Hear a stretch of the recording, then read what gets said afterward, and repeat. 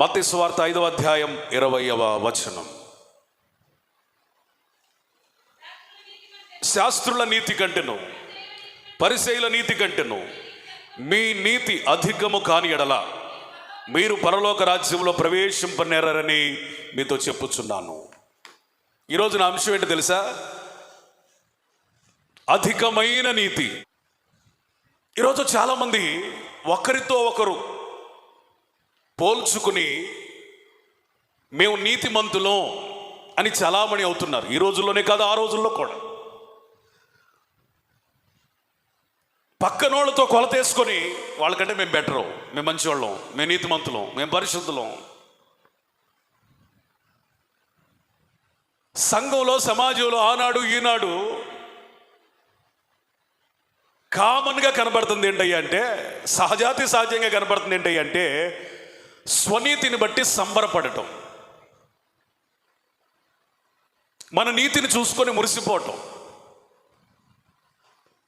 ఇతరుల నీతి కంటే మన నీతి ఏదైనా కొంచెం బెటర్గా ఉందనుకోండి, మనం నీతిమంతులం, పరిశుద్ధులం అని చలామణి అయిపోవటం. మనం మన ఎదుట నిలబడి నీతిమంతులు అనుకుంటే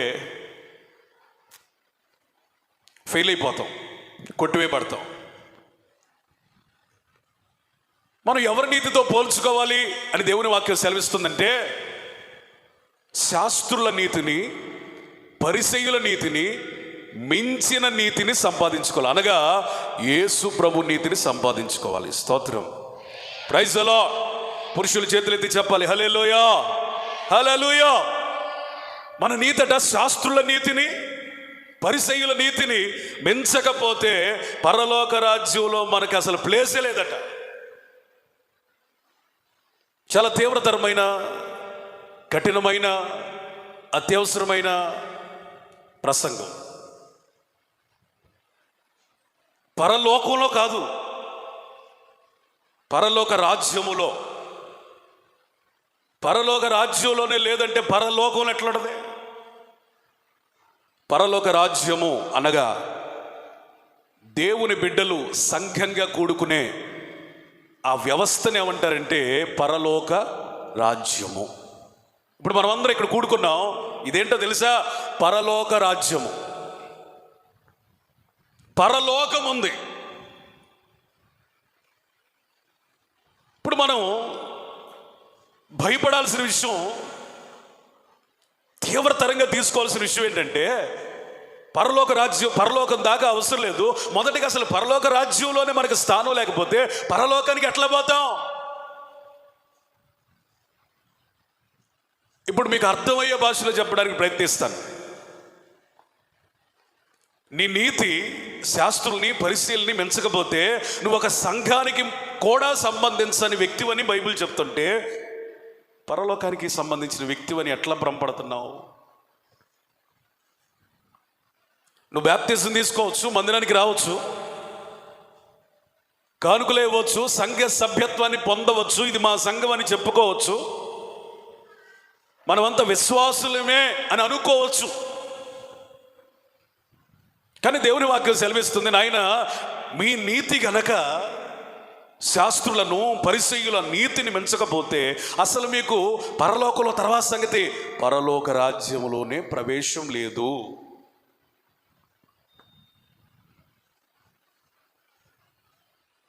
సంఘం గురించి బైబిల్ చెప్తున్నటువంటి నిర్వచనం ఏంటో తెలుసా?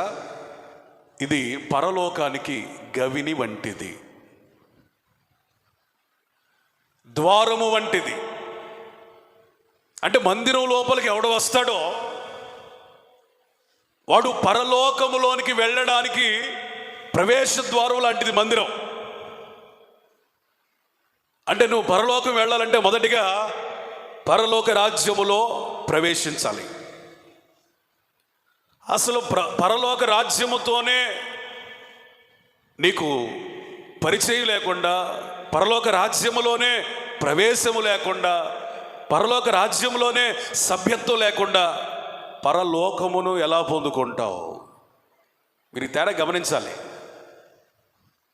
ఆయనకు ఒక రాజ్యం ఉంది, అది ఎక్కడుంది ప్రజెంట్ చెప్పాలి? భూమి మీద ఉన్నది. ఏమి రాజ్యం అది? అది పరలోకానికి సంబంధించిన రాజ్యం కాబట్టి ఇక్కడున్న రాజ్యానికి ఇవ్వబడిన పేరేంటండి? పరలోక రాజ్యము. అది అక్కడ లేదు, ప్రజెంట్ ఇక్కడ ఉంది. అది మనమే అని మనం అనుకుంటున్నాం. మంచిదే, ఆ నిరీక్షణ, ఆ విశ్వాసం కావాలి. అయితే ఎప్పుడవుతాం మనం దేవునికి రాజ్యంగా? నిజముగా ఆయన రాజ్యాలు ఎప్పుడు ప్రవేశిస్తాం అంటే మన నీతి స్థాయి పెరగాలి. ఎంత పెరగాలో తెలుసా? పరిసయ్యులను శాస్త్రులను మించిన నీతిని సంపాదించుకోవాలి.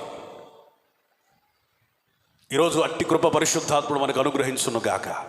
Praise the lord. లోకస్వార్త 18వ అధ్యాయం 10 నుండి 14 వచనాలు. ప్రార్థన చేయుటకై 2 మనుషులు దేవాలయమునకు వెళ్ళిరి. వారిలో ఒకడు పరిసయ్యుడు, ఒకడు సుంకరి. పరిసయ్యుడు నిలవబడి, దేవా, నేను చోరులను, అన్యాయస్తులను, వ్యభిచారులనునైనా ఇతర మనుషుల వలనైనను ఈ సుంకరి వలనైనను ఉండనందుకు నీకు కృతజ్ఞతాస్తుతులు చెల్లించుచున్నాను. వారమునకు 2 మారులు ఉపవాసము చేయుచు నా సంపాదన అంతటిలో 10వ వంతు చెల్లించుచున్నానని తనలో తాను ప్రార్థించుచుండెను. అయితే సుంకరి దూరముగా నిలుచుండి ఆకాశము వైపు కన్నులెత్తుటకైనను ధైర్యము చాలక రొమ్ము కొట్టుకొనుచు, దేవా, పాపినైన నన్ను కరుణించుమని పలికెను. అతని కంటే ఇతడు నీతిమంతుడుగా తీర్చబడి తన ఇంటికి వెళ్ళెనని మీతో చెప్పుచున్నాను. తను తాను హెచ్చించుకొనువాడు తగ్గింపబడుననియు, తను తాను తగ్గించుకొనువాడు హెచ్చింపబడుననియు చెప్పెను. ఇది మనందరికీ సుపరిచితమైనటువంటి వాక్య లేఖనమే. యేసు ప్రభు ఒక ఉపమానం చెప్పాడు. దేవాలయంలోనికి ప్రార్థన చేసుకోవడానికి 2 వెళ్ళారట.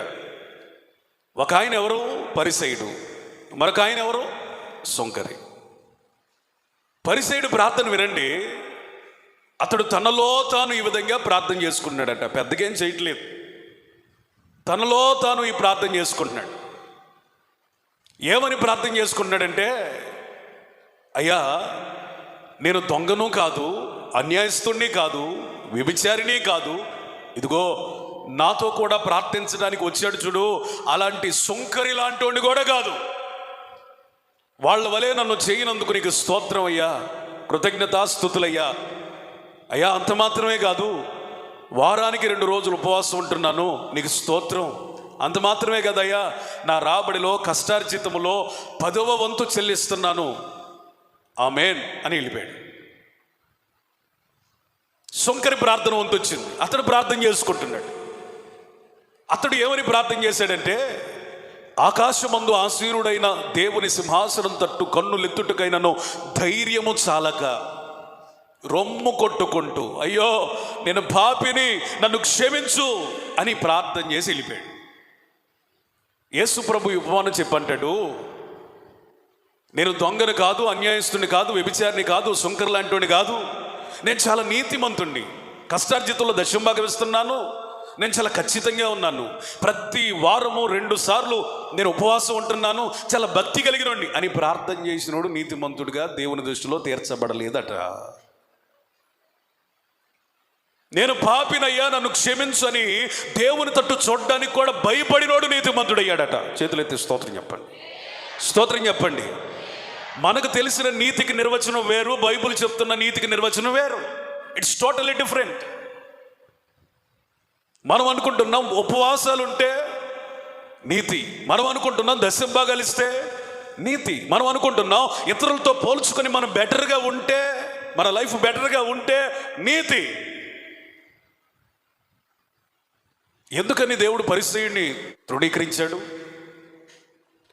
అతని ప్రార్థనలో ఉన్న లోపాలేంటి అని మనం కొంచెం లోతుగా ఆలోచిస్తే, దశంభాగాలు ఇస్తున్నాడు, మంచిదే.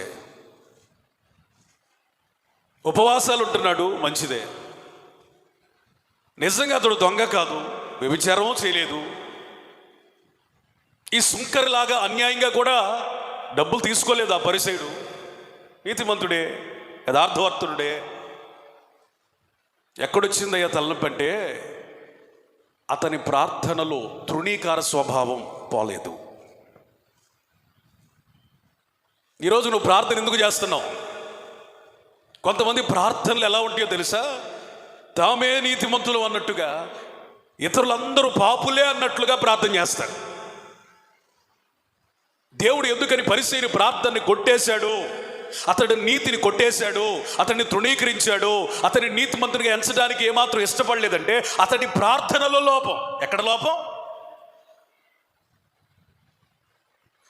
నువ్వు దశమ భాగాలు ఇవ్వచ్చు, ఉపవాసం చేయొచ్చు, అందరికంటే నీతిగా యథార్థంగా బ్రతకొచ్చు, కానీ నీ ప్రార్థన సరిగ్గా లేకపోతే దేవుని దృష్టిలో నీవు ఎంత మాత్రము నీతిమంతుడు కాలేవు.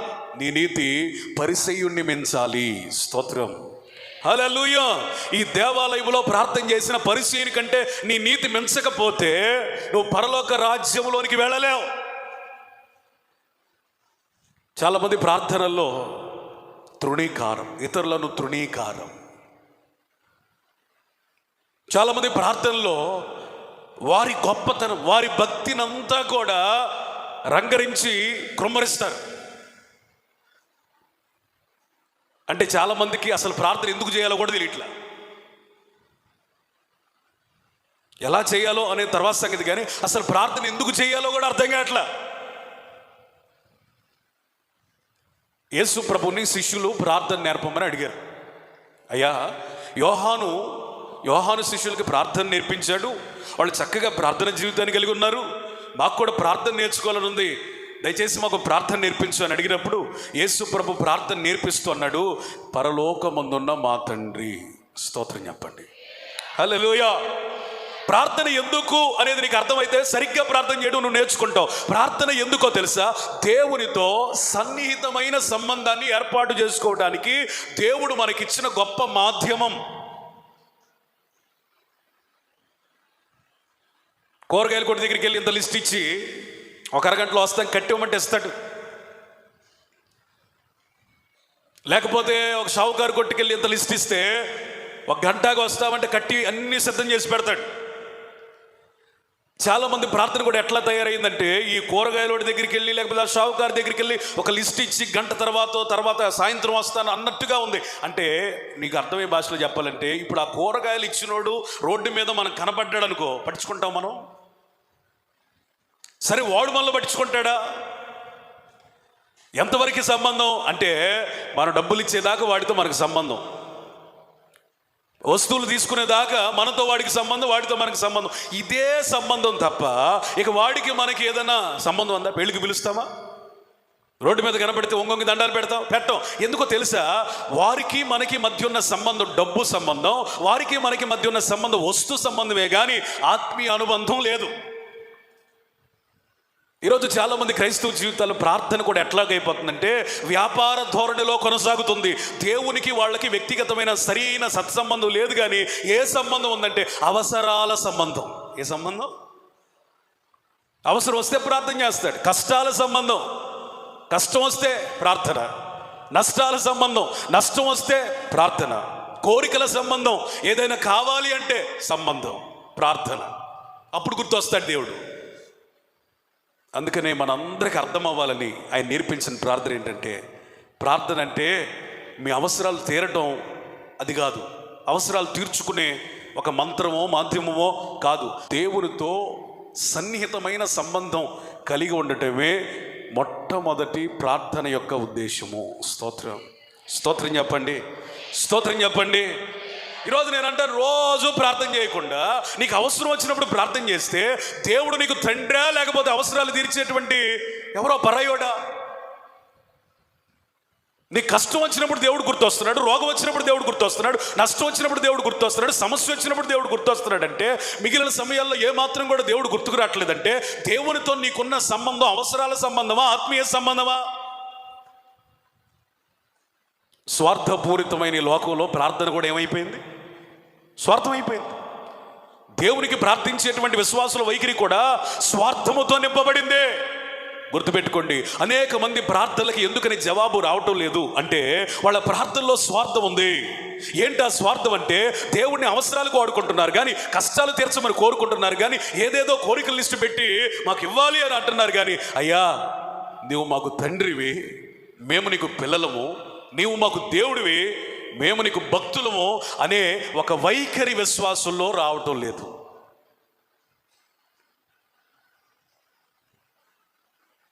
ప్రార్థన ఎందుకు? దేవునితో పెనవేయబడడానికి. స్తోత్రం, స్తోత్రం. ఆయనతో ఆత్మీయ అనుబంధం. ఒకవేళ దేవుడు కనికరించి ఏదోలే వాడికి తెలుసో తెలియక ఇలా బ్రతుకుతున్నాళ్ళని నీ అవసరాలైతే తీర్చొచ్చు, నీ అవసరాలైతే తీరొచ్చు, నీ కోరికలన్నీ తీరొచ్చు, నీ కష్టాలన్నీ పోవచ్చు. చనిపోయిన తర్వాత ఎక్కడికి వెళ్తావు చెప్పండి? అవసరాలన్నీ తీరిని, రోగం అంతా పోయింది, కోరికలన్నీ తీరిని, నష్టం అంతా పూడింది. మరి దేవునితో సంబంధం ఉందా? చనిపోతే మరుక్షణం వెళ్ళేది నరకానికి. అందుకని నేనేమంటానంటే, అవసరాలు తీరటం, ఆరోగ్యం రావటం, కష్టాలు పోవటం, నష్టాలు తీరటం అనేది తర్వాత సంగతి. ప్రార్థన ఎందుకయ్యా అంటే దేవునితో మనం సన్నిహితమైన సంబంధాన్ని నెరపడం కోసం. లోకంలో భయంకరంగా తిరిగి దొంగగా ఉండి వ్యభిచరించి బందిపోటు దొంగగా మారి జీవితం అంతా సమయాన్ని వృధా చేసుకొని అనేక మందికి కీడు చేసి దేవుని పక్కన సిలువ వేయబడిన దొంగ చేసిన, లేకపోతే దొంగకున్న అవగాహన కూడా నేటి క్రైస్తవులకి లేకపోవడం విచారకరం. ఒక దొంగ అయితే ఏమంటున్నాడంటే, నీవే క్రీస్తు అయితే ఈ లోకంలో చాలా మందిని బ్రతికించావు కదా, గుడ్డోళ్ళకి కంటి చూపునిచ్చావు కదా, చెవిటోళ్ళకి వినికిడి శక్తిని ఇచ్చావు కదా, కుంటోళ్ళని నడిపించావు కదా, అనారోగ్యంగా ఉన్న వాళ్ళని ఆరోగ్యం ఇచ్చావు కదా, పక్షవాయు కలిగిన వాడిని బలపరిచావు కదా, నీవు నిజంగా అదే క్రీస్తు అయితే నన్ను కూడా రక్షించు అన్నాడు ఒకడు. వాడికి ప్రార్థన తెలీదు. చాలామంది ఈ దొంగలాగా ప్రార్థన చేస్తున్నారు. నువ్వే దేవుడు అయితే నా కష్టాలు తీర్చు, నువ్వే దేవుడు అయితే నా అప్పులు తీర్చు, నువ్వే దేవుడు అయితే అదిగో నా శత్రువుని 30 తిప్పలు పెట్టు, నువ్వే దేవుడు అయితే వాడి కీడు కలిగించు, నువ్వే దేవుడు అయితే. ఇది చేతపడే ప్రార్థన. ఏమండి, మనం పెట్టిన పేరు ప్రార్థనలే కానీ చేతపడి చేసేవాడికి మనకి పెద్ద తేడా ఏముంది ఇట్ట ప్రార్థన చేస్తే? కానీ మరోవైపున దొంగ ఏమని ప్రార్థన చేస్తాడు తెలుసా? నాకు బతకాలని ఆశ లేదు, బ్రతికించాలన్న కోరిక లేదు, నేను చనిపోబోతున్నాను, నీ రాజ్యంలోనికి నువ్వు వచ్చినప్పుడు నన్ను జ్ఞాపకం చేసుకో. చెప్పండి కూడా దేవునికి స్తోత్రం చెప్పండి, స్తోత్రం చెప్పండి. హల్లెలూయా. మనలాగా శనివారాలు వచ్చాడా, ఆదివారాలు వచ్చాడా, దశంభాగాలు ఇచ్చాడా, ఉపవాసాలు, బైబిల్ స్టడీలు, అయ్యి ఆ కుడికలు ఈ కుడికలని పరుగులెత్తాడా? లేదు. జీవితంలో ఒకే ఒక్క ప్రార్థన చేశాడు, పరలోకానికి సంపాదించుకున్నాడు. అతనికి ఇవ్వబడే చివరి అవకాశాన్ని యుక్తంగా, జ్ఞానయుక్తంగా, వివేచనతో, నిజంగా ప్రార్థన లోతును ఎరిగి, ఆయన ఎవరో ఎరిగి, ఆయనతో కలిసి ఉండటం భాగ్యం ఎరిగి. స్తోత్రం చెప్పండి. ఆస్తులు కోరుకున్నాడు, ఐశ్వర్యాలు కోరుకున్నాడు? లేదు. యేసయ్యతో ఉండే భాగ్యాన్ని కోరుకున్నాడు. స్తోత్రం చెప్పండి. నిజమైన ప్రార్థనకి నిర్వచనం ఏంటయ్యా అంటే దేవునితో సత్సంబంధం కలిగి ఉండాలని కోరుకోవటం. దేవునితో నీకు సరైన సమాధానం లేకుండా నువ్వు ఎన్ని ప్రార్థనా లిస్టులు పెట్టినా, ఎంత ఏడ్చినా, ఎంత కన్నీరు విడిచినా, ఎన్ని లిస్టులు పెట్టినా, ఎన్ని రిక్వెస్టులు పెట్టినా, ఎన్ని కోరికల చిట్టా పెట్టినా నీ ప్రార్థన అంగీకరించబడదు. నువ్వు అసలే అంగీకరించబడవు. మొదట ఎవరు అంగీకరించబడాలి? మనం అంగీకరించబడాలి. మనం అంగీకరించబడాలంటే ఏం చెయ్యాలి? దేవునితో సరి అయిన సత్సంబంధం కలిగి ఉండాలి. మనం దేవునితో సరి అయిన సత్సంబంధం కలిగి ఉంటే మనం చేసిన ప్రతి చిన్న ప్రార్థనని, ప్రతి పెద్ద ప్రార్థనని దేవుడు నిర్ణయ కాలంలో అంగీకరించి మన జీవితంలో కొలత లేని ఆశీర్వాదాలతో నింపుతాడు. నమ్మిన వాళ్ళు స్తోత్రం చెబుతారా? స్తోత్రం చెబుతారా? అద్భుతాలు జరుగుతాయండి. మనకు కాక ఇంకెవరికి జరుగుతాయి? మేళ్ళు చేస్తాడండి. నీకు కాకపోతే ఇంకెవరికి చేస్తాడు? నీ అవసరాలు తీరుస్తాడు. ఎందుకు తీర్చడు? నీ కష్టాలు, నష్టాలు, శ్రమలు, ఇబ్బందులు, అప్పులు, అవమానాలు అన్నీ ఆయనకి తెలుసు. మొదటగా నీవు సరి చేయబడితే నీ ప్రార్థనకు విలువ పెరుగుతుంది. నీవు సరి చేయబడితే నీ ప్రార్థనకు ప్రభావం పెరుగుతుంది. నువ్వు సరి చేయబడితే నీ ప్రార్థనలో శక్తి దాగి ఉంటుంది. నువ్వు సరి చేయబడితే, నువ్వు దేవునితో సత్సంబంధాన్ని కలిగి ఉంటే నువ్వు చేసే ప్రార్థనకి బరువు పెరుగుతుంది. హల్లెలూయా. స్తోత్రం చెప్పండి. అంటే చాలా మంది చేసే ప్రార్థనలు ఎందుకని ఫెయిల్ అవుతున్నాయి అంటే దేవునితో సరి అయిన సంబంధం లేకుండా ఇంత బారు చేస్తున్నారు.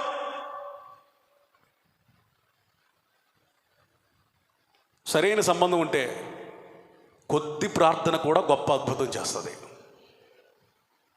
కొంతమందిట విస్తారంగా ప్రార్థన చేయటం వలన దేవుడు వింటాడు అని అనుకుంటారంట. కానీ అలా అనుకునేది ఎవరు? అన్యులు అని బైబిల్ చెప్తుంది.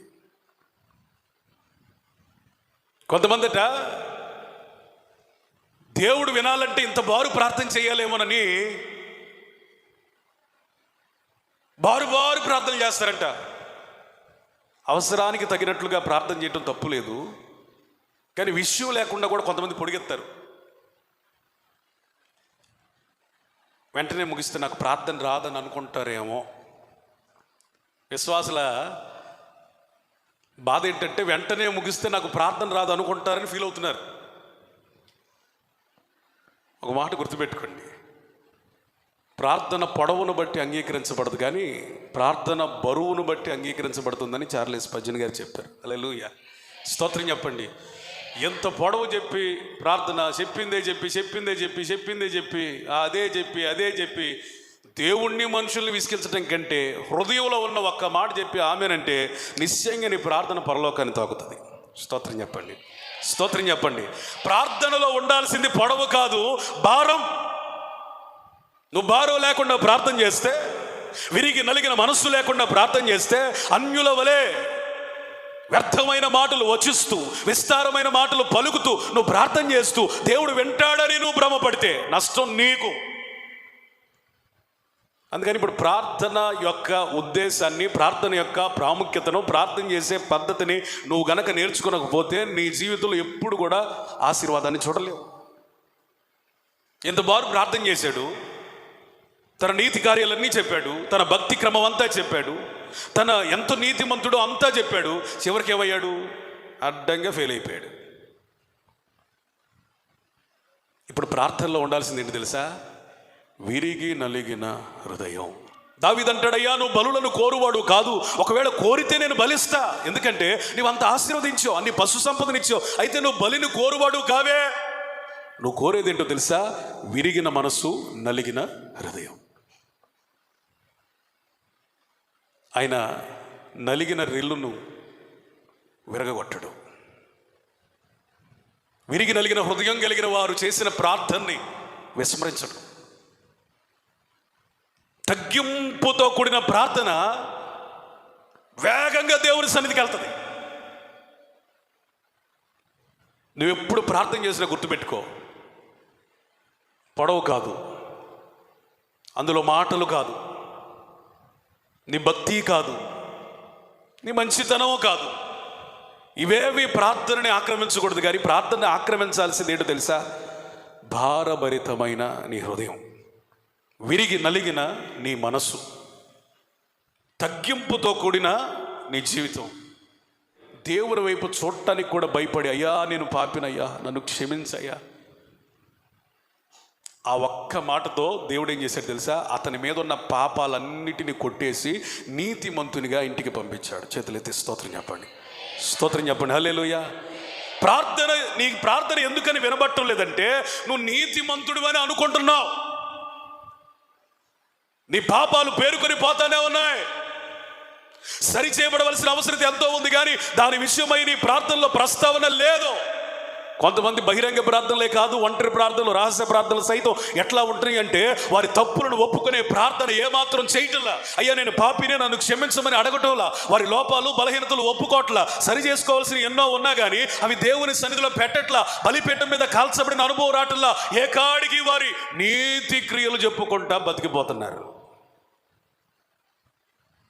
బిల్లీ గ్రాహం గారు ప్రతి ఉదయం లేచి ఆయన చేసే ప్రార్థన మొట్టమొదటి పదవి ఏంటంటే, అయ్యా నన్ను క్షమించండి, నేను పాపిని, నన్ను క్షమించండి.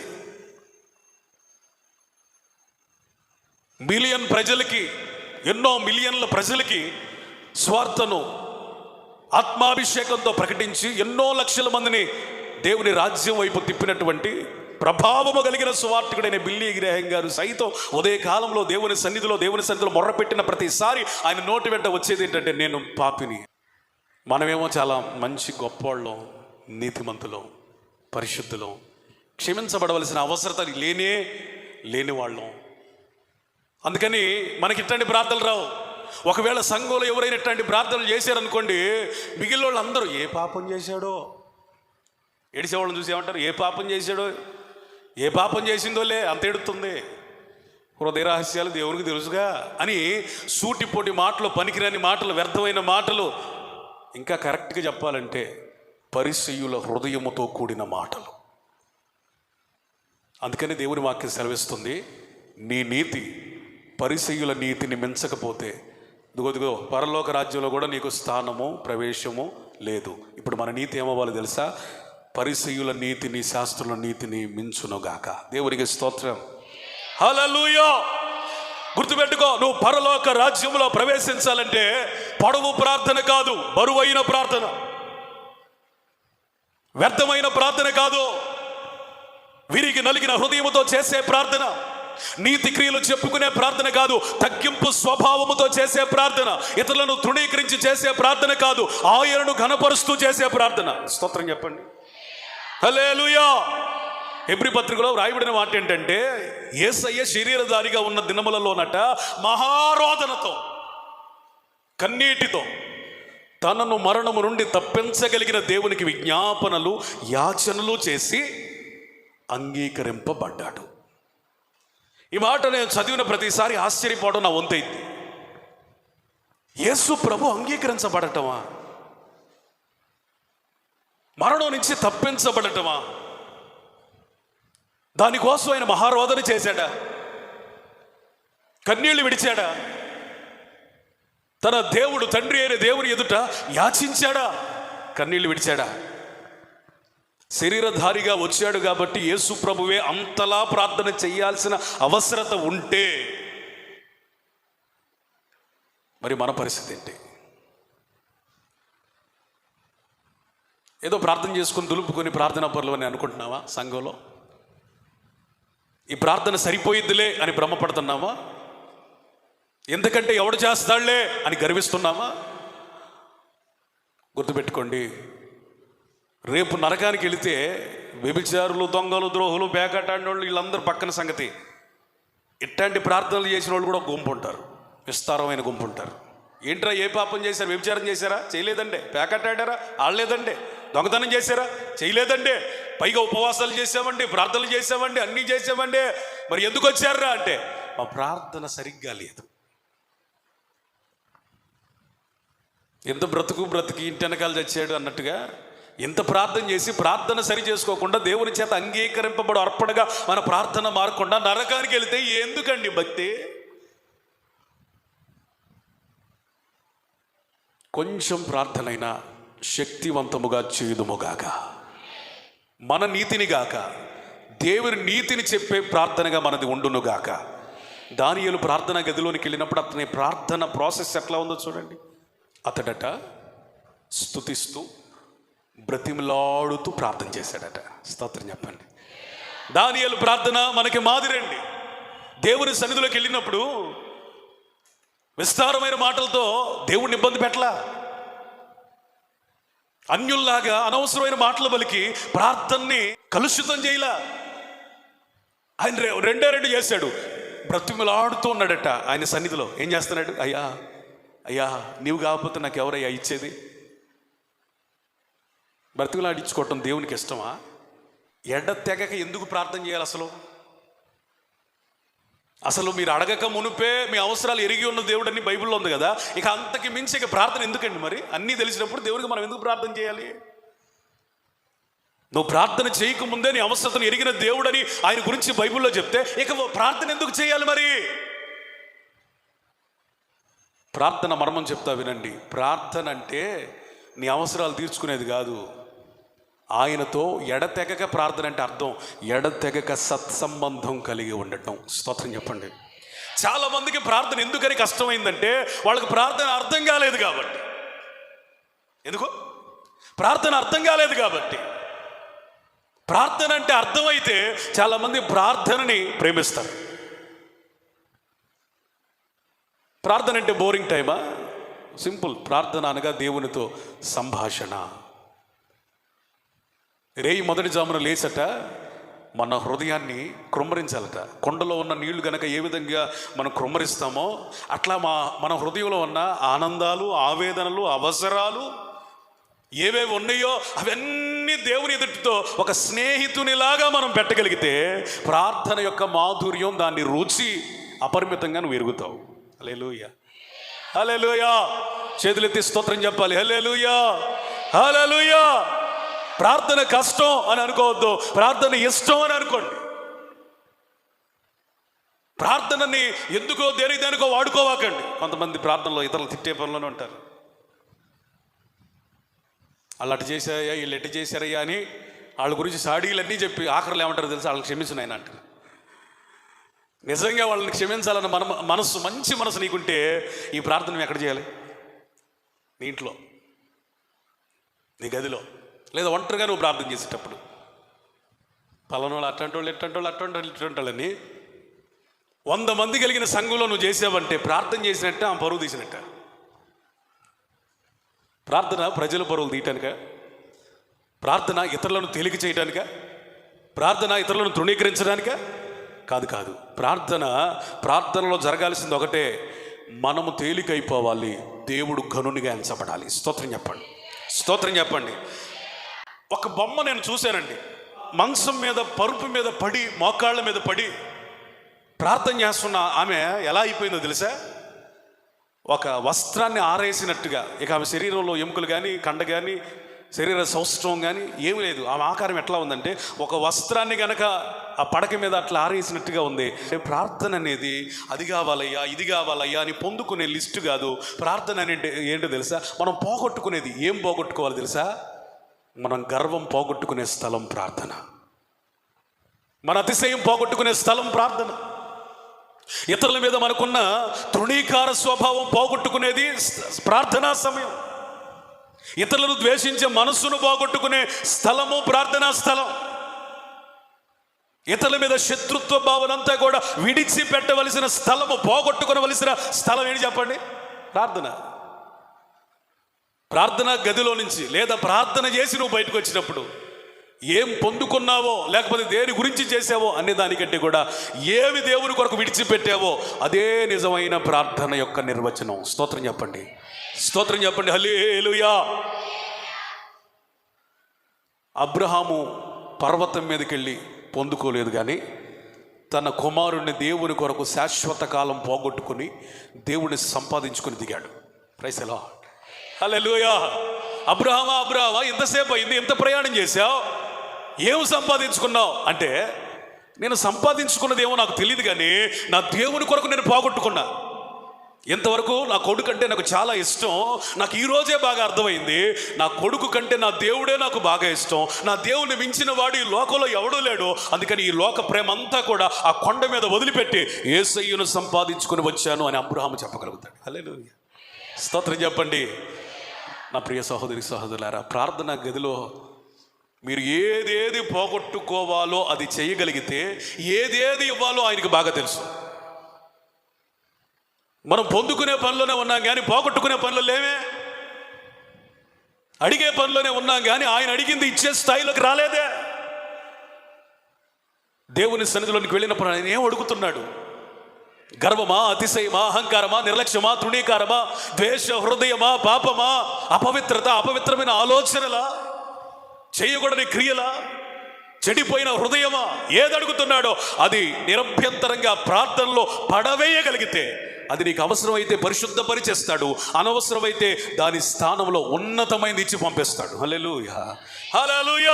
మన ప్రార్థన పరిచయులను, శాస్త్రులను మించకపోతే మనం పరలోకంలో కాదు, పరలోక రాజ్యంలో కూడా స్థానాన్ని సంపాదించుకోలేము.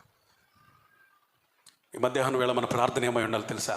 ప్రభువా, నాకు ఎంతవరకు ప్రార్థన వచ్చని నేను అనుకుంటున్నాను, నాకు రానిదే అదే నాకు అర్థమైంది, నాకు ప్రార్థన నేర్పించమని శిష్యులు అడిగినట్లుగా దేన మనస్సుతో మనం అడిగితే ఎంత మేలు.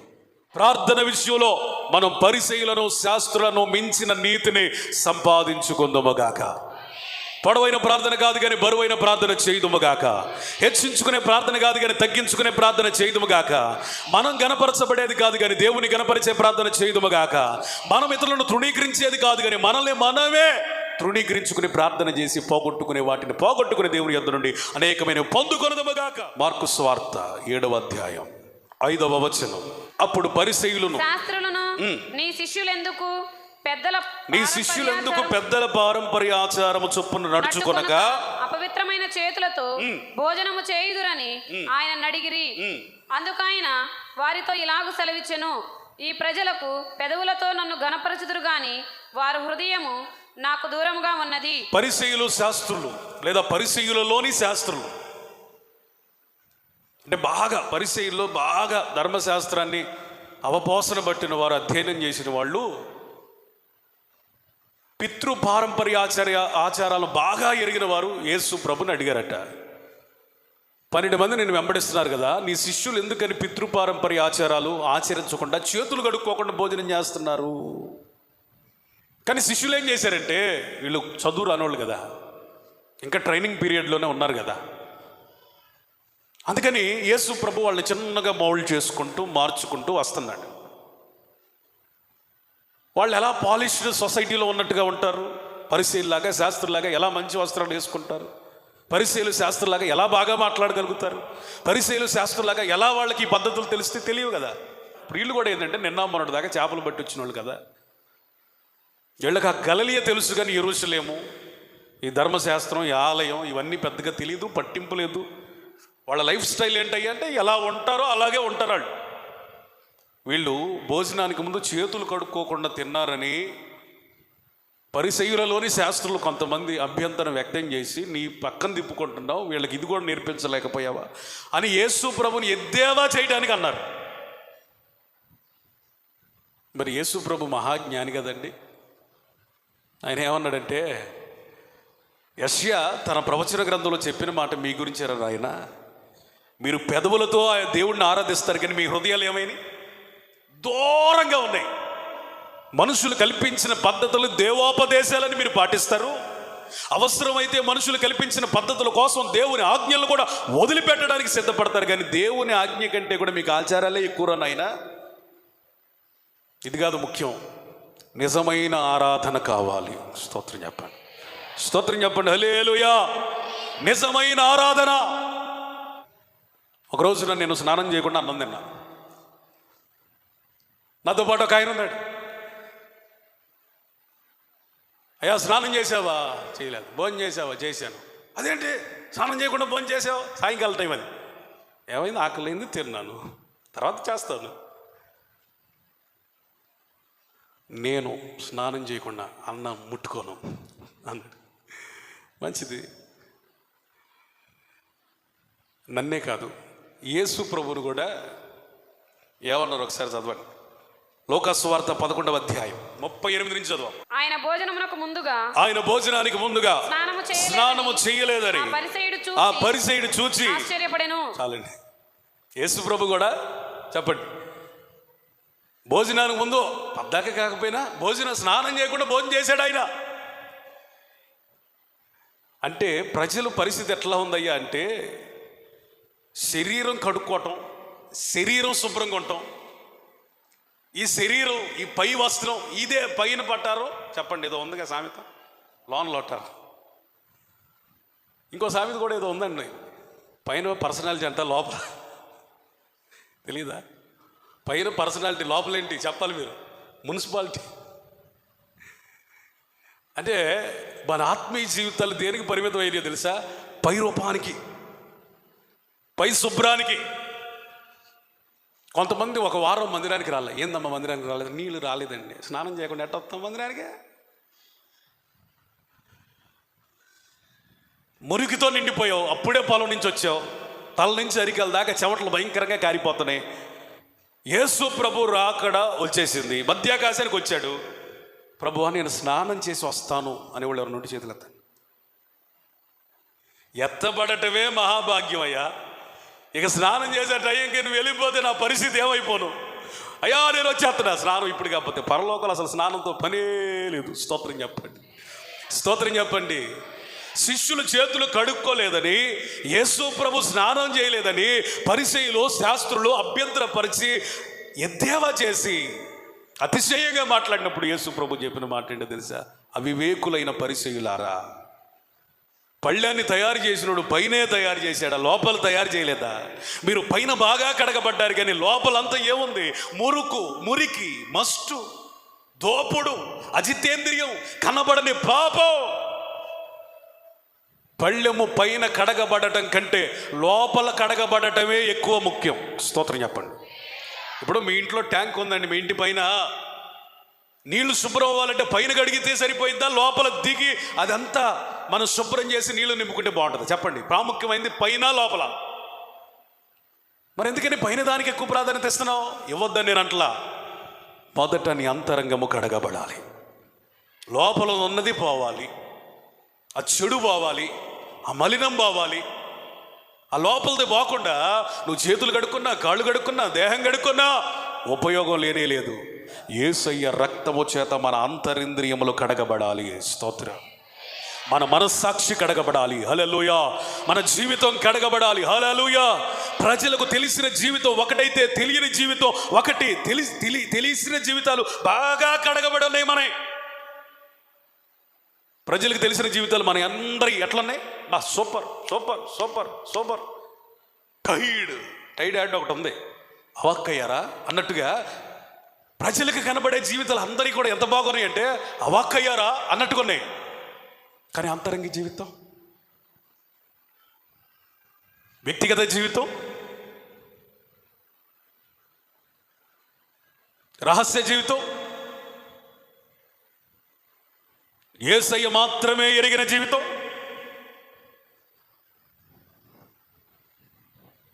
పైన తుది మెరుగులు తర్వాత దిద్దాం కానీ అసలు కడగబడవలసింది లోపల. ఇది కడగబడకుండా నువ్వు యోగ్యమైన పాత్రగా చేయబడలేవు. బాగా శుభ్రం చేసావు, మంచి వస్త్రాలు వేసుకున్నావు, నీ దేహానికి సెంటు కూడా కొట్టావు, సమాజంలో చాలా హుందాగా కనపడుతున్నావు. మరి నీ హృదయ రహస్యాలు ఎరిగిన దేవుడు నీ గురించి ఏమనుకుంటున్నాడు? దేవుని వాక్యం సెలవిస్తుంది, హృదయం అట అన్నిటికంటే ఘోరమైన వ్యాధి కలిగిందట. ఈ దేహానికి రోగం వచ్చిందా నువ్వు పరలోకానికి పోయే అవకాశం ఉంది. హల్లెలూయా. అసలు నీ హృదయానికి రోగం వచ్చిందా పరలోకం తర్వాత సంగతి, పరలోక రాజ్యానికి అడ్రస్ లేదంట. ఒకడు రోగంతో పోయాడండి, బేదలాజరు, నెమ్మది కలిగిన స్థలమునకు చేరుకున్నాడు. స్తోత్రం చెబుతారా? అసలు అడిగి రోగమే లేదు ధనవంతుడికి. ఎక్కడికి పోయాడు? వేదనకరమైన స్థలానికి వెళ్ళాడు. బాగా కడగబడుతున్నాడు, బాగా శుభ్రంగా ఉంటున్నాడు. ప్రతిరోజు శుభ్రమైన భోజనం, ప్రతిరోజు కోరిన తిండి, ప్రతిరోజు సంతోషించుకున్నాడంట. చాలా పీస్ఫుల్ మైండ్తో ఉన్నాడు. ప్రార్థన లేదే, పరిశుద్ధత లేదే, సహవాసం లేదే, సమాధానం లేదే, దేవుని కొరకు నేను చేయాల్సింది ఏం చేయలేకపోతున్నానే అన్న బాధ కొంచెమైనా లేకుండా చాలా పీస్ ఆఫ్ మైండ్తో ఉన్నాడట. ఆడు మనసు కూడా చాలా బాగుంది. ఇది లోకపరంగా చూస్తే మంచి బట్టలు వేసుకున్నాడంట. ప్రతి దినము ఊదా రంగు వస్త్రాలు వేసుకొని భలే సుఖపడుతున్నాడట, సంతోషపడుతున్నాడట, భలే శుభ్రంగా ఉన్నాడట. అతని పేరు కూడా చాలా ప్రఖ్యాతి నొందిందట ఆ ప్రాంతంలో. కానీ చచ్చిపోయిన తర్వాత ఎలా సమాధి చేయబడ్డాడో కూడా బైబిల్లో వ్రాయబడలేదు.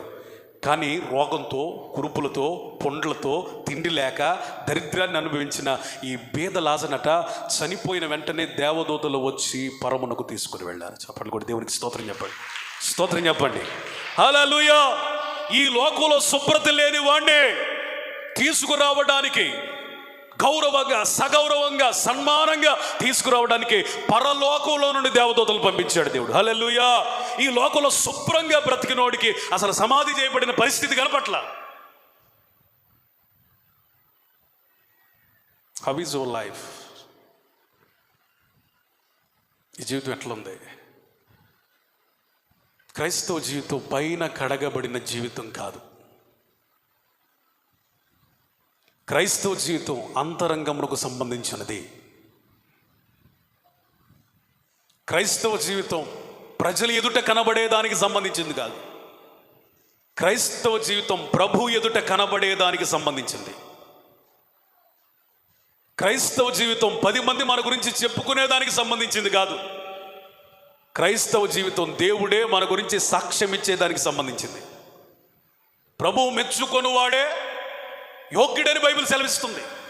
మనల్ని మనం మెచ్చుకుంటే యోగ్యులము కామట, ఇతరులు మెచ్చుకుంటే కూడా యోగ్యులము కామట. మనల్ని మెచ్చుకోవలసిన వాడు, మెప్పైనా ఘనతైనా మహిమ ఒకరి యుద్ధ నుంచి రావాలి. ఆయన నేను ప్రకటిస్తున్న యేసయ్య. స్తోత్రం చెప్పండి.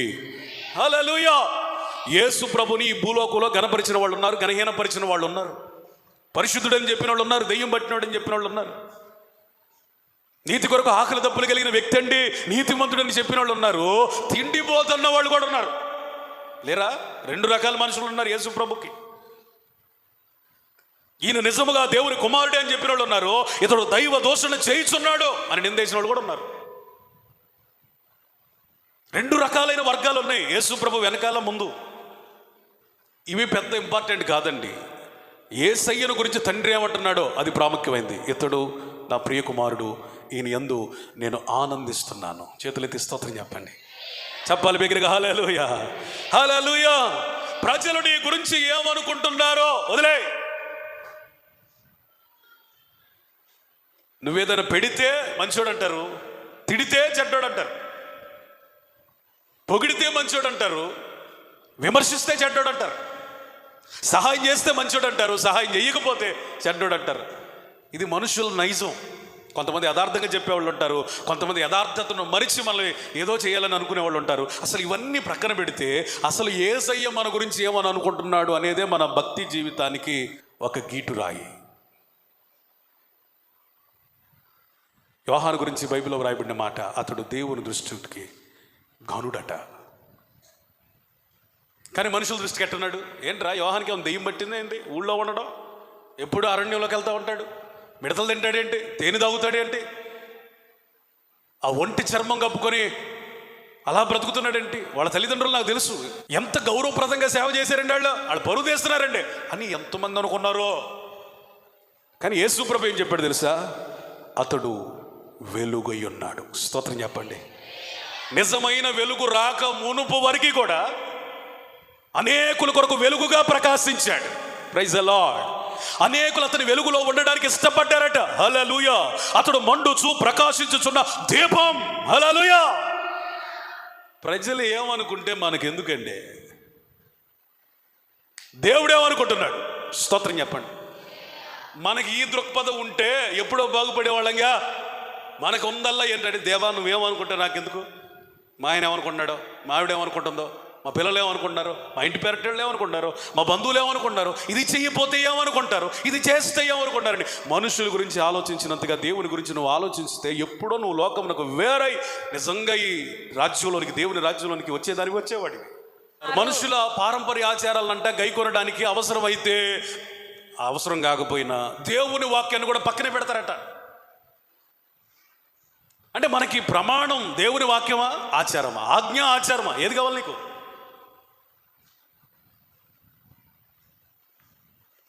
కొన్ని ఆచారాలు పోకపోతే, కొన్ని కాదు మనుషులు కల్పించిన అన్ని ఆచారాలు పోకపోతే మనం దీవించబడలేం.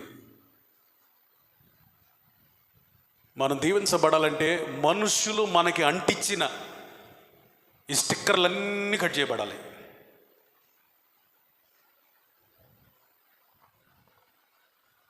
మనిషి చనిపోయాడు అనుకోండి,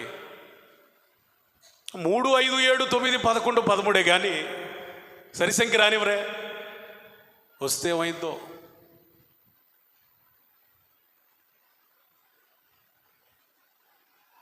పెళ్ళికి వారాలు, ఒక మంచి పనికి వారాలు. ఈ మధ్య ఒక నా దగ్గరికి వచ్చి భయపడుతూ ప్రార్థన చేయమంటుంది. ఏమనంటే, మా అమ్మాయి పెళ్ళి నిశ్చయమైందండి, బుధవారం వెళ్తున్నాం, ప్రార్థన చేయండి అంది.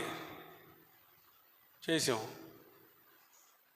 2వ రోజు వచ్చింది మళ్ళీ, అయ్యా మా అమ్మాయి పెళ్ళి ఫిక్స్ అయింది, బుధవారం ప్రార్థన చేయండి. నిన్నే కదమ్మా ప్రార్థన చేసిందంటే, ప్రార్థన అంటే ఆ రోజు మంచిదా కాదా అని. అంటే ప్రార్థన అంటే క్షేమంగా పంపించిన ఆయన, క్షేమంగా తీసుకొని రాయా, నా పెళ్ళి ఘనముగా ఆశీర్వాదంగా జరిగించయ్యా, ఇది కాదంట ప్రార్థన. మంచిదో కాదో దేవుడిని అడిగి నేను చెప్పాలంట. యేసు ప్రభు సృష్టినంతా 6 దినాల్లో చేసి, ఆయన సృష్టినంతా చూసి తనకు తాను ఏమని అనుకున్నాడంటే, మంచిది మంచిది మంచిది మంచిది మంచిది మంచిదని సంతోషంగా 7వ దినమున విశ్రాంతి తీసుకున్నాడు. చేతులెత్తి స్తోత్రం చెప్పండి. స్తోత్రం చెప్పండి. తన సృష్టిలో ఏ రోజు కూడా లోపం జరగలేదు కాబట్టి ప్రతిరోజు దేవుని దృష్టి ఎట్లుందా? మంచిదే. ఇక మంచిదాని కోసం ప్రార్థన చేయమంటావేంటమ్మా? మంచి దినమేంటో పాస్టర్ గారిని అడుగుతావేంటమ్మా? మంచి దినాల కోసం క్యాలెండర్ కొనుక్కొచ్చుకుంటావు ఏంటయ్యా? చాలా జాగ్రత్త.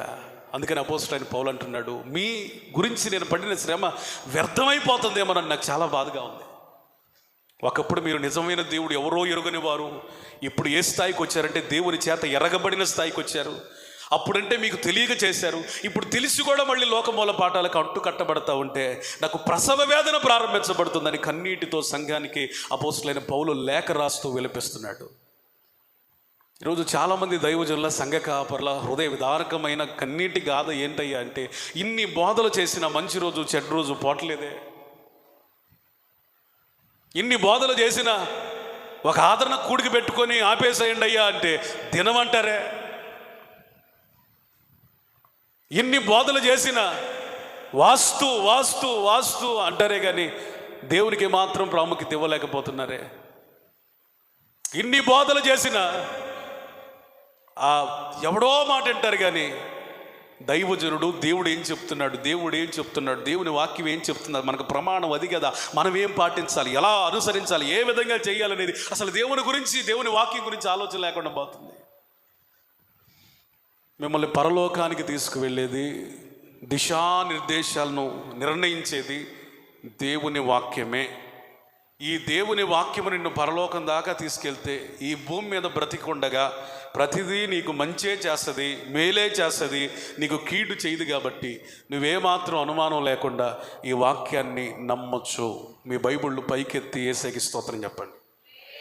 చెప్పాలి. చాలా బైబిళ్ళు లేవు, చేతులెత్తు. హల్లెలూయా, హల్లెలూయా.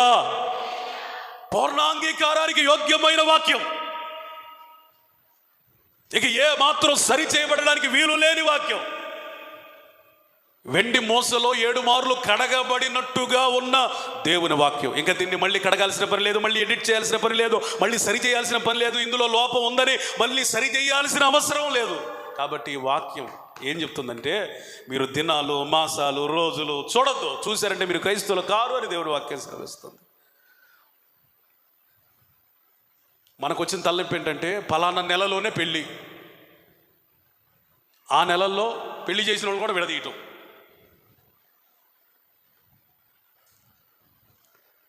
పాస్టర్ గారండి ప్రార్థన చేయండి. దేనికమ్మా అంటే, అమ్మాయిని తెచ్చుకున్నాం, మొన్నే కదా అమ్మ పెళ్ళి అయిందంటే కలిసి ఉండకూడదంట. అరే ప్రమాణం ఏం చేశారు? మీరు కలిసి ఉండాలనే కదా. మళ్ళీ కలిసి ఉండకూడదని ఎవడు చెప్పాడో? ఇవన్నీ మనం మానుకుంటే మనం ఆశీర్వదించబడతాం. ఇవన్నీ పోవాలండి. యేసు తప్ప ఇంకొక మార్గం లేదు. ఆచారాలు మార్గం కాదు, ఆజ్ఞయే మార్గం. ఆజ్ఞ దీపము అని దేవుని వాక్యం సెలవిస్తుంది. హల్లెలూయా, స్తోత్రం చెప్పండి. ఎవరైతే దేవుని వాక్యానికి ప్రాధాన్యతను తగ్గించి లేదా ప్రాధాన్యతను తీసివేసి ఆచారాలకి ప్రథమమైన స్థానాన్ని ఇస్తారో వాళ్ళ గురించి వ్రాయబడిన మాట ఏంటో తెలుసా? వీళ్ళు పెదవులతో ఆరాధన చేస్తున్నారు కానీ వీరి హృదయాలు ఏమైంది అంటే వీరు నిజమైన ఆరాధకులు కాదట. వీళ్ళ హృదయాలు దూరంగా. వాళ్ళ గురించి బైబిల్ సెలవిస్తుంది వేషధారులు, వాళ్ళ గురించి బైబిల్ సెలవిస్తుంది వ్యర్థ ఆరాధకులు. ఎట్లా అర్థమైన ఆరాధకులు కాదట, ఆరాధన అర్థం ఎరిగిన వాళ్ళు కాదట. దేవుణ్ణి ఎలా ఆరాధిస్తున్నారంటే వ్యర్థంగా. 10 ఆజ్ఞల్లో ఒక ఆజ్ఞ తెలుసా? నీ దేవుడైన యెహోవా నామమును వ్యర్థముగా ఉచ్చరింపకూడదు. నువ్వు సరిగ్గా ఉంటే నిన్ను బట్టి ఆయన నామాన్ని పరిశుద్ధపరచుకుంటాడని కూడా దేవుని వాక్యం సెలవిస్తుంది. హల్లెలూయా. ఆయన నామమట మన జీవితాలను బట్టి పరిశుద్ధపరచబడిద్దట. అంటే నీకు, నీ జీవితానికి ఎంత ప్రభావం ఇచ్చాడు చూసుకో, ఎంత ప్రాధాన్యతనిచ్చాడో చూసుకో, నిన్నెంతగా ప్రేమించాడు చూసుకో. దేవునికి స్తోత్రం. చదవండి మత్తయి సువార్త 23:23. అయ్యో వేషధారులైన శాస్త్రులారా, పరిసయ్యులారా, మీరు పుదీనాలోను, సోపులోను, జీలకర్రలోను 10వ వంతు చెల్లించి ధర్మశాస్త్రములో ప్రధానమైన విషయములను అనగా న్యాయమును, కనికరమును, విశ్వాసమును విడిచిపెట్టితిరి. వాటిని మానక వీటిని చేయవలసి ఉండెను. అయ్యో వేషధారులైన శాస్త్రులారా, పరిసయ్యులారా, మీరన్నిటిలో దశంభాగం ఇస్తారు, కానీ ధర్మశాస్త్రం చెప్తున్న ప్రధానమైన 3 విషయాలను మీరు విస్మరించారు, పక్కన పెట్టేశారు. అదేంటి అంటే న్యాయము, కనికరము, విశ్వాసం. వాటిని చేయుచూనే, వాటిని వదలక 3 మనం సంపాదించుకోవాలట. స్తోత్రం చెప్పండి. స్తోత్రం చెప్పండి. మన అంశం ఏంటి చెప్పండి? మన నీతి శాస్త్రులను పరిసయ్యులను మించకపోతే దేవుని రాజ్యానికి మనం వారసులం కాలేం, దేవుని రాజ్యంలో ప్రవేశించలేం. ప్రార్థనలో మన నీతి అధికమగునుగాక, దేవుని వాక్య విషయమై మన నీతి అధికమగునుగాక.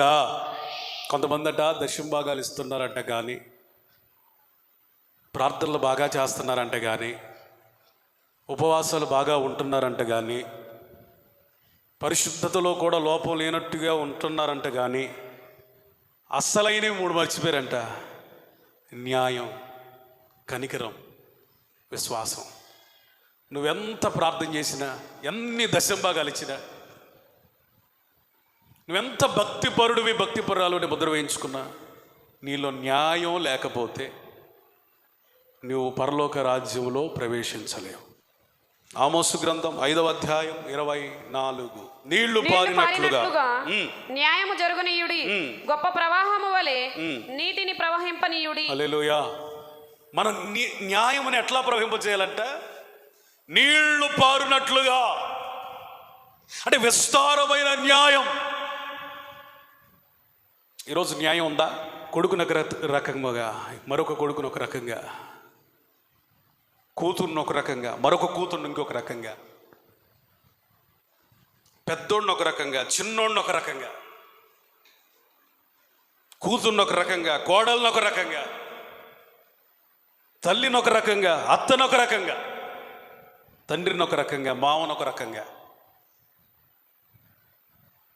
వీటన్నిటిని ఏమంటారు చెప్పండి? న్యాయము తప్పి ప్రవర్తించుట.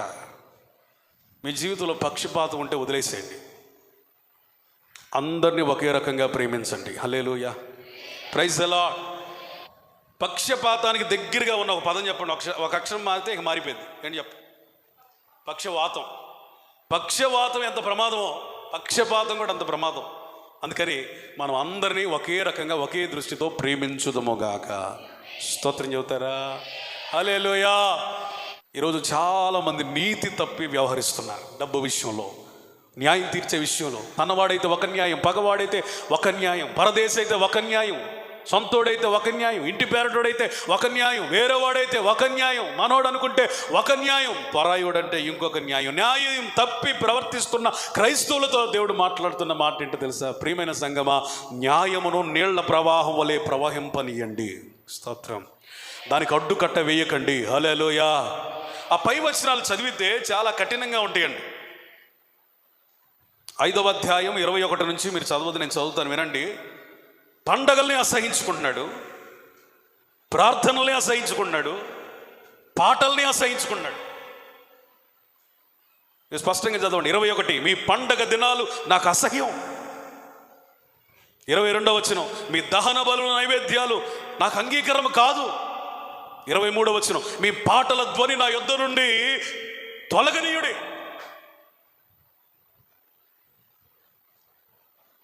ఇప్పుడు దేవునికి మనం ఏదైనా పండగ చేయాలంటే మనకు ఉండాల్సిన అర్హత డబ్బా, క్రిస్మసా?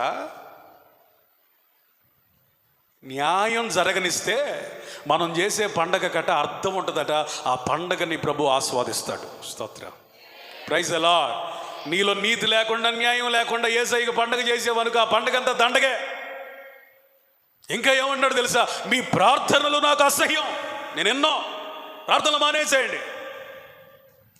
3వది ఏమంటాడు తెలుసా? మీ పాటలు నాకు వద్దురా నాయనా, నా దగ్గర నుంచి తొలగించనియండి. ప్రభువా నేను పాట ఎందుకు ఆపాలి? ప్రభువా నేను ప్రార్థన ఎందుకు ఆపాలి? ప్రభువా నేను పండగ ఎందుకు ఆపాలి? అంటే న్యాయం లేదు కాబట్టి. పాడే మనలో న్యాయం ఉందా? ప్రార్థించే మనలో న్యాయం ఉందా? పండగలు ఆచరించే మనలో న్యాయం ఉందా? ఆమోసు గ్రంథం 5వ అధ్యాయం, దావీదు గారు, ఆమోసు గ్రంథం 5వ అధ్యాయం. న్యాయం లేకుండా పాడుతున్నావా? ఇప్పుడు నీకు కావాల్సింది పాట కాదు, న్యాయం. న్యాయం లేకుండా ప్రార్థన చేస్తున్నావా? చేయాల్సింది ప్రార్థన కాదు, న్యాయం. న్యాయం లేకుండా పండగలు అని ప్రభుకి ఏదో చేయాలని అనుకుంటున్నావా? ఇది కాదు, న్యాయం. స్తోత్రం చెప్పండి. స్తోత్రం, హల్లెలూయా. ఆయన్ని ఎలా మనం సంతోష పెట్టగలమంటే న్యాయముగా బ్రతుకుటం వలన. న్యాయము. రెండోది ఏంటి చెప్పండి? కనికరం. శాస్త్రులు పరిశీలి ఎప్పుడు చేసే పని ఏంటంటే పేదల మీద కనికరించడం మానేసి యేసు ప్రభు మీద అభ్యంతరాలు పెట్టుకున్నారు. ఒక ఆమెట 18 సంవత్సరాల నుంచి నడుము వంగిపోయిన స్త్రీ అట. ఆమె అబ్రహాము కుమార్తె అనట. అంటే మొత్తానికి క్రొత్త నిబంధన ప్రకారం చూస్తే భక్తి కలిగిన స్త్రీ అట. కానీ బలహీనపరచు దెయ్యము పట్టగా 18 సంవత్సరాల నుంచి నడుము వంగిపోయిందట. యేసు ప్రభు ఆమెను స్వస్థపరిస్తే నిటారుగా నిలబడింది. ఇప్పుడు వీళ్ళకి ఏమి నిలబడిందన్న ఆశ్చర్యం కానీ ఆనందం కానీ ఏమీ లేదు. విశ్రాంతి దినం అద్భుతం చేశాడు. వీళ్ళ సమస్య ఏంటి? విశ్రాంతి దినం అద్భుతం చేయడం వీడికి వచ్చిన తలనొప్పి. అప్పుడు ఏసయ్య మామూలుడా, ఎరా మీ గొర్రె పడింది అనుకో, గాడిద పడింది అనుకో, ఎద్దు పడింది అనుకో గుంటలో, విశ్రాంతి దినమున తెస్తావా తీవా? వాళ్ళకి అర్థమైపోయింది. అంటే గాడిద కంటే గొర్రె కంటే ఎద్దు కంటే ఒక ఆత్మ శ్రేష్టమైంది కదా. అందుకనే నన్ను వాళ్ళని లేపారు. యేసయ్య కనికరము కలిగిన వాడు. స్తోత్రం చెప్పండి, స్తోత్రం చెప్పండి. మనము కూడా ఇతరుల ఎడల కనికరము కలిగి ఉందమో గాక. ఎవరైతే దెయ్యము పట్టి, ఎవరైతే అపవిత్రతతో, ఎవరైతే బలహీనపరచు ఆత్మతో, ఎవరైతే భక్తిహీనపు ఆత్మతో వంగిపోయారో వారిని చూసినప్పుడు నీకేం కలగాలి? నా అంత ప్రార్థన రాదు అనుకోవాలా? నా అంత పరిశుద్ధులు గారు అనుకోవాలా? కాపరి లేని గొర్రెల వలె ఉన్నారని ప్రజల మీద కనికర పడ్డాడంటండి యేసయ్య. స్తోత్రం చెప్పండి, హల్లెలూయా. తాగుబోతును చూసినప్పుడు తృణీకరించకండి. ఒకప్పుడు నువ్వు తాగుబోతు అని మర్చిపోయావా? వ్యభిచారిని చూసినప్పుడు తృణీకరించకండి. ఒకప్పుడు అదే పాపంలో నుంచి, అదే విషయంలో నువ్వు తీర్పులో నిలబడవలసిన అవసరత ఉండేదని నువ్వు మర్చిపోయావా? భక్తిహీనులను చూసి తృణీకరించొద్దండి. ఎందుకంటే ఒకప్పుడు మనం అందరం భక్తిహీనులం కాదా? యేసు రక్తం వలన 2024 సంవత్సరాల క్రితం మన కొరకు చిందించబడిన ఆ పరిశుద్ధ రక్తం వలన ఈ రోజు ఏదో మనం పరిశుద్ధులం అయ్యాం, ఈ రోజు ఏదో మనం నీతిమంతులం అయ్యాం, ఈ రోజు ఏదో మనం ప్రార్థన చేస్తున్నాం, ఈ రోజు ఏదో కొంచెం అలా బ్రతుకుతున్నాం. కానీ ఒకప్పుడు మన అడ్రస్ ఏంటి? అదే వ్యభిచారంలో పట్టబడిన స్త్రీని రాళ్లతో కొట్టడం పరిసయ్యులకు తెలుసు. కానీ మీలో పాపం చేయని వాడు మొదటి రాయి వేయండి అంటే ఎవడికి అంత లేదు విషయం. యేసు ప్రభు రాళ్లతో కొట్టలేదు, చెంప మీద కొట్టలేదు, పరుషంగా మాట్లాడలేదు. అమ్మా వీళ్ళందరూ యెహోవనయ్యా వెళ్ళిపోయారు, వీళ్ళేం శిక్ష విధించలేదా? విధించలేదయ్యా. నేను కూడా నీకు ఏమి శిక్ష వేయను, అయితే ఒక్కటే కోరుకుంటున్నా, నీకు ఎప్పుడు పాపం చేయొద్దు. చప్పట్లు కొట్టి యేసయ్య కనికరాన్ని బట్టి స్తుతించండి. హల్లెలూయా, హల్లెలూయా. పాపములో ఉన్న వారిని చూసి పాపి అని ముద్ర వేయడం చాలా తేలిక. వారి మీద కనికరపడి వారి కొరకు ప్రార్థించటం మన ప్రాధాన్యత. స్తోత్రం, స్తోత్రం. వ్యభిచారిని చూసి వ్యభిచారం వస్తుందిరా అని నువ్వు వ్యభిచారులు చూసి అన్నావు అనుకో, వాళ్ళని పరలోక రాజ్యంలో మనం ఎప్పుడు చూడగలుగుతాం? అన్నిసార్లు తృణీకరించావే, అన్నిసార్లు వ్యభిచారాన్ని ముద్రేసావే, అన్నిసార్లు రకరకాలుగా మాట్లాడావే, ఏ రోజైనా ఆ స్థితిలో ఉన్న వ్యక్తిని సమీపించి వారికి సువార్తను ప్రకటించావా? మనం అది చెప్తామా? ఎందుకు చెప్తాం? చెయ్యం. పక్కనోడి మీద పొలలు వేయాలంటే, పక్కనోడి మీద రాళ్ళు వేయాలంటే, గొడ్డగాల్చి వెనకాల తగలబెట్టాలంటే ముందుంటాం. కానీ ఎవరికైనా సువార్తను ప్రకటిస్తామా? ఎవరికైనా మేలును కోరుతామా? ఎవరి మీద అయినా కనికరమ్మ పడతామా? అది మనకు వస్తేగా ఎప్పుడో బాగుపడేవాళ్ళు. యెరూషలేములో నుంచి యెరికోకి దిగిపోయిన వ్యక్తిని యాజకుడు కనికరించలేదు, లేవీయుడు కనికరించలేదు. మంచి సమరయుడు కనికరించి తన రక్తమునకు సాదృశ్యంగా ఉన్న ఆ ద్రాక్షారసమునంతటిని అతని కొరకు అప్పగించాడు. హల్లెలూయా. ఆత్మాభిషేకమునకు సాదృశ్యంగా ఉన్న తైలము చేత అతని గాయములను కట్టాడు. తన వాహనము చేత అతని నడిపించి పోటకోళ్ల వాని ఇంటికి చేర్చాడు. అతని కొరకు 2 దీనారములు ఖర్చు అయ్యాడు. అవసరమైతే ఇంకా ఇవ్వగలనని భరోసా ఇచ్చాడు. ఇతడు యెరూషలేములో నుంచి యెరికోకు దిగిపోయేటప్పుడు ఎంత బలముతో వచ్చాడో అదే బలముతో ఎక్కడి నుంచి యెరూషలేములోనికి ఎక్కిపోవాలని పోటకొళ్ళ వారిని అభ్యర్థించాడు, ఆజ్ఞాపించాడు. ఇది కనికరం అంటే. స్తోత్రం. పడిపోయిన వాడిని లేపడం కనికరం. హల్లెలూయా. వ్యభిచారిని పరిశుద్ధపరచడానికి ప్రార్థించడం కనికరం. హల్లెలూయా. పాపిని, నిలబడలేని వారిని, బలహీనపరచిన దెయ్యం పట్టిన వాడిని, వంగిపోయిన వారిని దేవుని కొరకు నిలబెట్టడం కనికరం. అందరూ అనుకుంటున్నారు ఈడే పాపం చేసాడోలే, వీళ్ళు తల్లిదండ్రులు ఏం పాపం చేశారు, లేకపోతే ఇంత దరిద్రం వీళ్ళు ఎందుకు వస్తుంది, ఈ కుటుంబం ఇన్ని అప్పుల పాలు ఎందుకు అయిపోయింది అని రకరకాలుగా అనుకుంటున్నారు.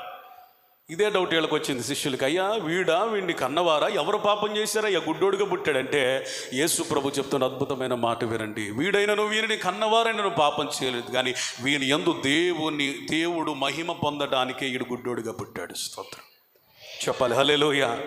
అతని మీద కనికరపడి సిలోయమనే కోనేటిలోనికి పంపి అతనికి కళ్ళనిస్తే ఈ మోషే ధర్మశాస్త్రాన్ని అవలంబించే వాళ్ళందరూ కూడా అరే గుడ్డోడురా, స్వస్థపడ్డాడురా అని మహిమపరచడానికి బదులుగా ఆడు ఈడేనంటావా వేరే వాడు అంటావా?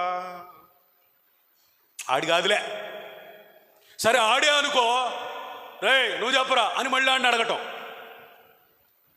ఇట్లా ఇంట్రాగేషన్ చేసి అభ్యంతరపరిచి ఎన్నో విధాలుగా అతన్ని మానసికంగా ఛిద్రవద చేసి ఆ గుడ్డోడిని కళ్ళొచ్చి అన్న సంతోషం కూడా లేకుండా చేసి చివరికి ఆయన నోటి చేత ఒక తెగింపు కలిగిన మాట అనేటట్టు చేశారు. వాళ్ళందరూ గుడ్డివాడిని వెలివేసిన నాకు సంతోషమే, నాకు యేసు ప్రభు దొరికాడని గట్టిగా యేసయ్యను హత్తుకున్నాడు. చేతులెత్తి స్తోత్రం చెప్పండి, స్తోత్రం చెప్పండి. అరే పుట్టు గుడ్డోడురా, ఎంతమంది వైద్యులు ప్రయత్నించినా కళ్ళు రాలేదురా, యేసు ప్రభులో ఏదో మహిమందులు అనుకోవటం కాదు, విశ్రాంతి దినాన్ని ఆచరించట్లా అయినా. వీళ్ళకి కనికరం లేదు. Come out from law into grace. ధర్మశాస్త్రంలో నుండి కృపలోనికి మీరు రండి. స్తోత్రం హల్లెలూయా. కృప కనికరిస్తుంది. హల్లెలూయా హల్లెలూయా. ధర్మశాస్త్రం రక్తస్రావం కలిగిన స్త్రీని యేసును సమీపించనీయకుండా వైద్యులు చుట్టూ తిరిగేటట్లుగా ఊరికి వెలుపల బ్రతికేటట్టుగా చేసింది. కానీ కృప ఏం చేసిందో తెలుసా? అంతమందిని బాగు చేసిన దేవునికి నేను ఒక లెక్క అని ధైర్యంగా సమీపించేటట్టు చేసింది. రక్తస్రావం ఆ క్షణమే తక్షణమే ఆగిపోయేటట్టుగా కృప చేసింది. హల్లెలూయా. కృప అద్భుతాలను చేస్తుంది. హల్లెలూయా. ధర్మశాస్త్రం అభ్యంతరాలను సృష్టిస్తుంది. కృప కనికర పడుతుంది. ధర్మశాస్త్రం కంగారు పడిద్ది. కృప కావాలా, ధర్మశాస్త్రం కావాలా? మన నీతి అధికం అవ్వాలంటే ధర్మశాస్త్రంలో నుండి కృపలోకి రావాలి. స్తోత్రం చెప్పండి, స్తోత్రం చెప్పండి. అనగా కనికరము, కనికరము. మూడో మాట ఏంటి తెలుసా? విశ్వాసం. చాలామంది భక్తి చేస్తున్నారంట కానీ దేవుని మీద సరైన విశ్వాసం లేదట. ఈ విశ్వాసం లేకపోతే నీ ప్రార్థనకి దేవునికి కనెక్షన్ లేనట్టేగా, పరిశుద్ధతకి దేవునికి కనెక్షన్ లేనట్టేగా, నువ్వు చేసే మంచి పనులకి దేవునికి సంబంధం లేనట్టేగా, నువ్వు ప్రార్థనకు వస్తున్నావు కానీ దేవునికి నీకు సంబంధం లేనట్టేగా. విశ్వాసం నిన్ను దేవుణ్ణి, నువ్వు చేసే దేనినైనా దేవుణ్ణి, నీ మనసును దేవుని మనస్సును కలుపుతుంది. స్తోత్రం చెప్పండి హల్లెలూయా. నువ్వు విశ్వాసం వెలపట ఎన్ని నీతి క్రియలు చేసినా నీ స్వనీతే కానీ దేవుని నీతి కాదు. విశ్వాసం వెలట ఎంత పరిశుద్ధంగా ఉన్నా అది నీ పరిశుద్ధతే కానీ సంపూర్ణమైన పరిశుద్ధత కాదు. విశ్వాసం వెలుపట నువ్వు ఎంత మంచోడివైనా అది నీ మంచితనమే కానీ దేవుని మంచి నీలో రాలేదు. విశ్వాసం వెలుపట నువ్వెన్ని ధర్మకార్యాలు చేసినా అది నీదేదో కానీ దేవుంది కాదు. మనం క్రియల మూలముగా కాదట, ఆయన ఎందలి విశ్వాసము మూలముగా నీతిమంతులమయ్యాము. స్తోత్రం. యేసు రక్తమందలి విశ్వాసం వల్ల నీతిమంతులమయ్యాం. స్తోత్రం చెప్పండి. ఈ పగటిపూట పరిశుద్ధాత్ముడు మిమ్మల్ని అందరినీ బ్రతిమలాడుతూ చెప్పే మాట ఏంటి తెలుసా? మీ నీతి అధికమవ్వాలి. ప్రార్థనలో మీ నీతి అధికమవ్వాలి. దేవుని వాక్యాన్ని అవలంబించే విషయంలో మీ నీతి అధికమవ్వాలి. న్యాయమో కనికరమో విశ్వాసాన్ని ప్రేమించే విషయంలో అట్టి కృప దేవుడు మనకు అనుగ్రహించును గాక.